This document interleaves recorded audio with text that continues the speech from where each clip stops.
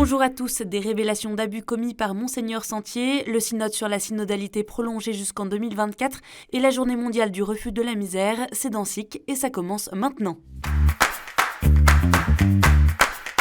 Évêque de Luçon puis de Créteil entre 2001 et 2021, Monseigneur Michel Sentier a été sanctionné pour des abus spirituels à des fins sexuelles commis sur 2 hommes majeurs. C'est l'hebdomadaire Famille chrétienne qui l'a révélé vendredi soir. Les faits se sont déroulés dans les années 1990 à Coutances, dans le cadre de l'école de la foi, une école de prière pour les jeunes de 18 à 30 ans. Le signalement en 2019 a permis d'établir que Monseigneur Sentier a exercé une emprise psychospirituelle à des fins sexuelles avec une instrumentalisation du sacrement de la confession. L'évêque a reconnu les faits, c'est d'ailleurs la raison de sa démission précipitée de Créteil en 2019, officiellement pour raison de santé. En 2021, Rome a pris des mesures disciplinaires à l'encontre de Monseigneur Sentier, a indiqué vendredi soir un communiqué du diocèse de Coutances. Monseigneur Sentier mène depuis une vie de prière et de pénitence au sein d'une communauté religieuse où il assure un ministère restreint. De nombreux commentaires ont émaillé les réseaux sociaux sur la nature des peines rendues publiques. Le synode sur la synodalité se terminera en 2024 et non plus en 2023. Ce dimanche, lors de l'Angélus Place Saint-Pierre, le pape a annoncé qu'il y aurait finalement 2 sessions au lieu d'une, du 4 au 29 octobre 2023, puis en octobre 2024. La raison ? I frutti del processo sinodale avviato sono molti, ma perché giungano a piena maturazione è necessario non avere fretta. Un discernement prolongé pour favoriser une réflexion plus mûre, comme l'explique un communiqué du secrétariat général du synode publié le jour même. Il ajoute que le synode est un processus dans lequel l'ensemble du peuple de Dieu est appelé à marcher ensemble pour discerner ce que le Seigneur veut pour son Église. Que questa decisione possa favorire la comprensione della sinodalità come dimensione costitutiva della Chiesa e aiutare tutti a viverla in un cammino di fratelli e sorelle che testimoniano la gioia del Vangelo. Prochaine étape, la célébration d'assemblées synodales continentales entre janvier et mars 2023. Stop pauvreté.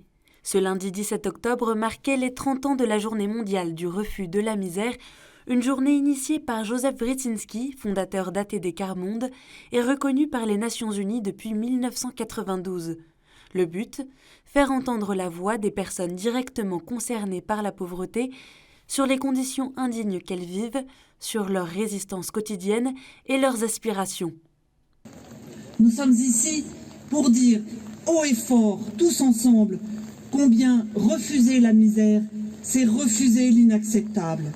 Nous n'accepterons jamais que plus de 9 millions de personnes dans notre pays vivent sous le seuil de pauvreté et que plus de 4 millions d'entre elles vivent à la rue ou dans des conditions totalement indignes. Sur la place du Trocadéro, ce lundi soir, ATD Quart Monde a réuni des personnes en situation de pauvreté et des responsables d'associations pour témoigner et appeler la société à se mobiliser contre la pauvreté croissante. Des dizaines d'événements ont également été organisés un peu partout en France autour du thème « La dignité en action ». Ce samedi, le pape François a nommé Monseigneur Emmanuel Gobillard, évêque de Digne, Riez et Sisteron. Il prendra la suite de Monseigneur Jean-Philippe Naud dans le diocèse des Alpes de Haute-Provence.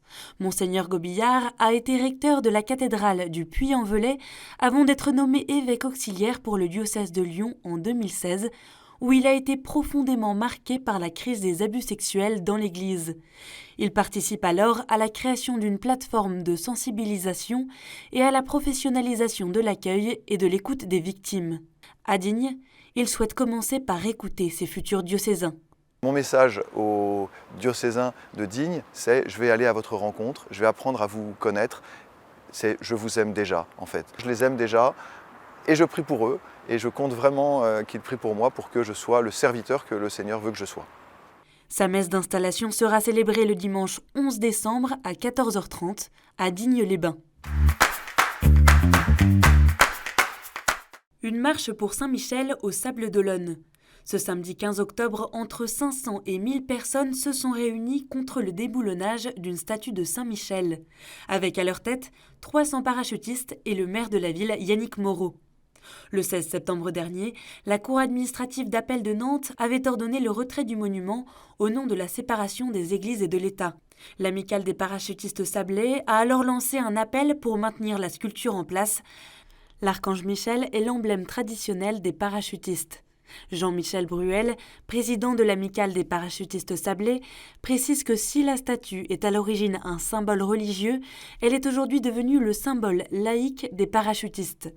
Chaque année, leur amicale se rassemble devant la statue pour célébrer la Saint-Michel. Ici, au Sable d'Olonne, on vit en liberté, on célèbre la liberté de croire ou de ne pas croire, la liberté d'honorer nos traditions, nos foires en voleurs, comme les baptêmes de nos bateaux de pêche. Vive la Saint-Michel, vive la liberté, vive notre culture, notre patrimoine, nos traditions, vive les Sables d'Olonne et surtout, vive la France!